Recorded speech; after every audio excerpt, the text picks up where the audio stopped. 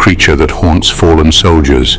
They say that in war only the brave survive, but in the dark forests at the edge of battle, bravery can't save you. As the night settles, shadows grow darker and the last breaths of the fallen linger like restless spirits. Somewhere deep within, among twisted trees and silent memories of death, it waits, a creature that feeds on fear, drawing in those who ran, who hid, who lost themselves to terror. Some hear its call as a whisper, others as a scream.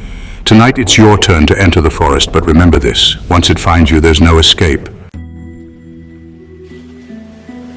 The ground was cold and uneven beneath my boots, and I moved through the desolate forest with a gnawing sense of dread. I was 19, a soldier in a war I didn't understand, in a country torn apart by conflict. The night was still, and in that quiet I could hear everything. The rustle of leaves, the distant thunder of artillery, and every whisper of my own fear. The battle earlier had been brutal. My squad, my brothers, lay scattered in the mud, some fallen, others too wounded to move.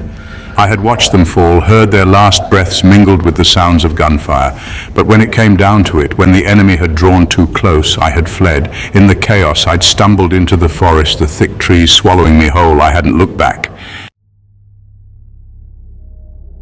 I hadn't gone far before I heard the first scream. It was raw, primal, like a trapped animal. It came from somewhere deep within the forest, and I froze.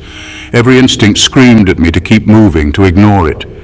But curiosity, or maybe guilt, forced me forward, each step hesitant and quiet. Help me. I can't remember. Help. The voice drifted from nearby, thin and desperate, cutting through the silence.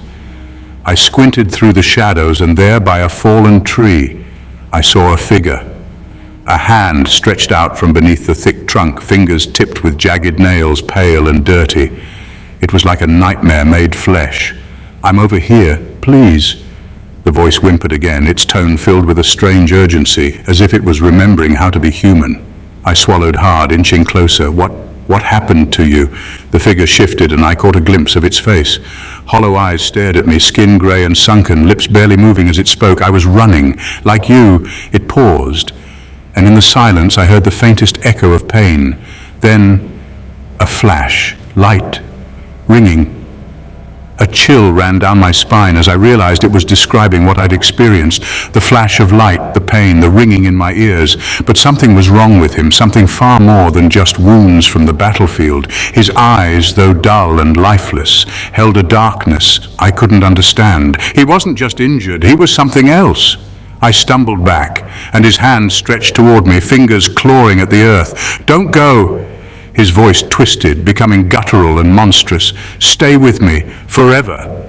I turned and ran, pushing through branches and underbrush, heart pounding as his voice echoed behind me, pleading, hungry. Don't leave me, I'm still here. I didn't stop running until the screams had faded into the distance. When I finally slowed, I realized I'd lost my bearings. I was deep in the woods, surrounded by twisted, blackened trees that clawed up toward the sky like skeletal fingers. Shadows clung to every corner, thick and impenetrable, and the silence that followed was unnatural, as though the forest itself was holding its breath. But then, a different sound pierced the stillness, a wet crunch followed by a low, guttural growl. My breath caught, and I crept forward, heart thudding as I parted the thick branches in front of me. In a small clearing, a creature hunched over a fallen soldier, its twisted form illuminated by the faint moonlight. It was grotesque, a monstrosity covered in slick grey flesh stretched tight over bony limbs. Its face was a mockery of humanity, with hollow eyes and a mouth that stretched too wide, revealing rows of jagged, blood-stained teeth. The creature was feeding. A wave of nausea rolled over me as I watched it tear into the soldier's body, ripping flesh from bone with a ravenous intensity. The soldier's face was frozen in terror, eyes wide, mouth open in a scream that would never be heard. And then it stopped. The creature's head snapped up, nostrils flaring as it scented the air. Slowly it turned, those hollow eyes fixing on me. For a moment we stood there, locked in a silent stare. Then with a guttural snarl, it lunged. I stumbled backward, barely managing to avoid its grasp. I turned and sprinted, branches slashing at my face and arms as I ran blindly through the woods. Behind me, I could hear the creature crashing through the underbrush, its growls growing louder, closer. I ran until my lungs burned, until my legs threatened to give out. But no matter how fast I ran, the creature was faster. It was toying with me, drawing closer, then letting me get a few steps ahead before closing the distance again. Finally, I stumbled into a small clearing, chest heaving as I searched for any means of escape. My eyes landed on a rusted rifle half buried in the dirt, a relic from a battle fought long ago. I snatched it up, aiming it at the creature as it emerged from the shadows, its eyes glinting with malice. I pulled the trigger. The gun clicked, empty. The creature laughed, a low, rasping sound that sent a shiver down my spine. It stepped closer and I swung the rifle, desperate, but it caught the weapon in one hand, snapping it like a twig. It loomed over me, hollow eyes gleaming as it leaned in close, its breath rancid and cold against my skin. "You can't run from me," it hissed, voice dripping with malice. "You're mine, just like all the others.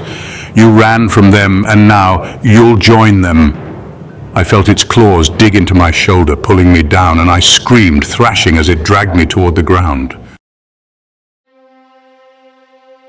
But then, just as its teeth neared my throat, another voice echoed through the clearing, "Let him go."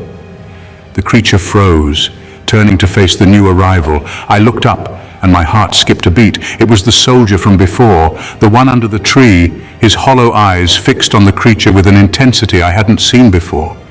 "He's mine," the soldier whispered, his voice cold and unyielding. "You can't have him." The creature snarled, but it released me, backing away as if it was afraid. The soldier stepped forward, his gaze never leaving the creature. "Go back to the darkness where you belong," he commanded, voice echoing with an unnatural power.